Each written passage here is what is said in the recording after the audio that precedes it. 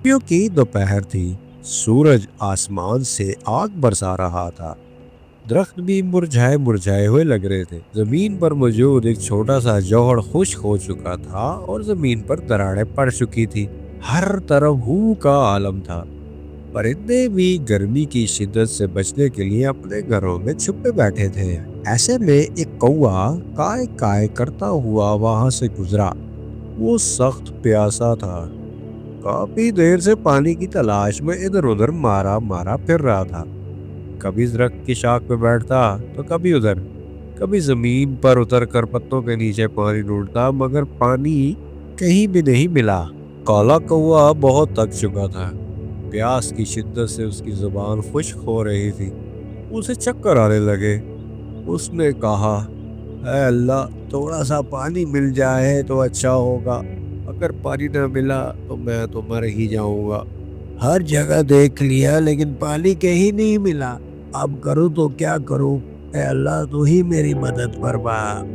कौवे ने हिम्मत की और दोबारा से उड़ना शुरू कर दिया।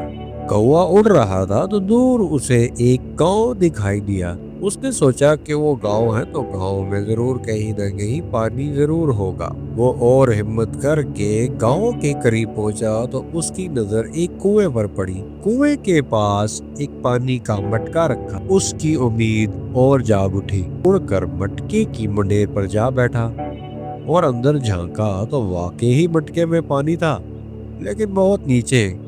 इतना नीचे कि उसकी चोंच वहां तक नहीं पहुंच सकती थी। काला कौवा बहुत परेशान हुआ कि इतने करीब होकर भी वो पानी नहीं पी सकता था, और वो मायूस होकर इधर उधर देखने लगा। फिर अचानक उसके ज़हन में एक तरकीब आई।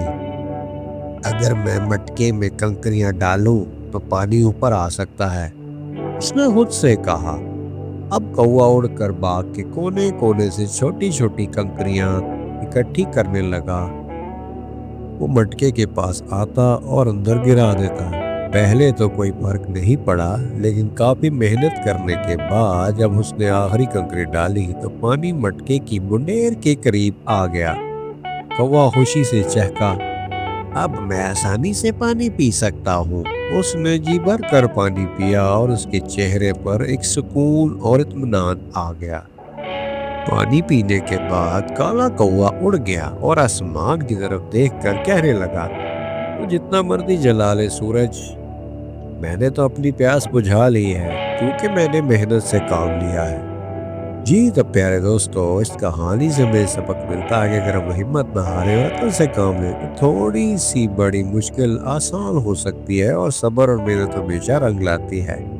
तो मुझे उम्मीद है आपको ये आज की कहानी पसंद आई होगी। कहानी को लाइक और चैनल को सब्सक्राइब करना मत भूलिएगा। मिलते हैं नेक्स्ट वीडियो में। तब तक देखते रहिए Dada Haider cartoon for kids. अल्लाह हाफिज।